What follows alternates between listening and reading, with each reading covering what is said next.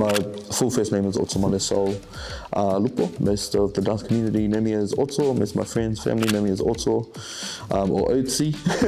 I got that from when I was training a couple of kids, and they started calling me Uncle Oats. 29, and I'm also from Poriro. I work for the Ministry of Health and as a service desk, and I also work as a dancer.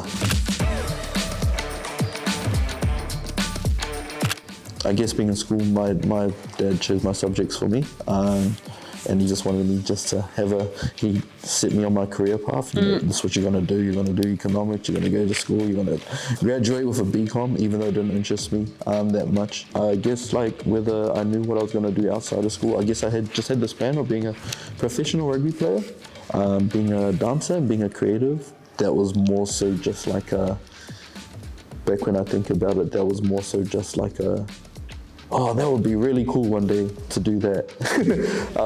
I didn't have any idea if dance was a career path. I didn't think that I would be in the situation that I am today, which is being a dancer. I guess like if I was to look back 10 years, that I would probably be an All Black, which is I think what every kid's dreams to become.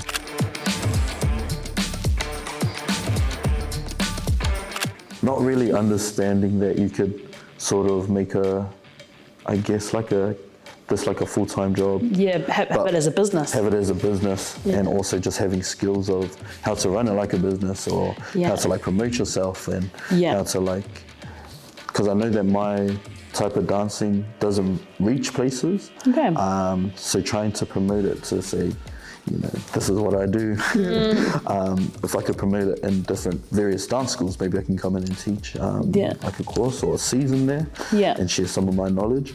That definitely would have helped. Because I'm just learning that now. But if I learned that, I think as a youngster or maybe growing up and having access to those courses, it would make the transition from going out to becoming a crew dancer and to becoming a sort of like a company owner or a business owner.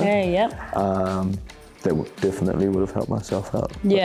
And like sort of easier to like, you know, let's say if you're a bit younger, easier to tell your family about, right? Because definitely. Like family find art's a bit hard to understand as a career path, but if you're like, well, hey dad, listen, like I'm looking at this course, will teach me about the business side of things. And especially coming from a Polynesian and Pacific Island family, all they want is stability.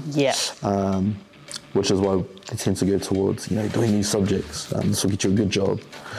Play rugby, get yourself a contract. This will, you know, they just want to make sure that, I know that my old man just wants me to be looked after and make sure that I'm well looked after. And he sees that, he's seen my struggle within the arts, trying to scrape a living from there.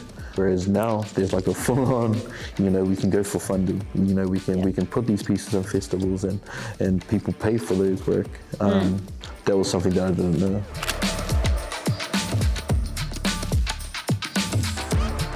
I think it would have really helped if there was like a dance program within our schools in Wellington, because I've also travelled up to Auckland as well, and there is a dance program within every school. Which helps them to breed up these amazing dancers and build a community there.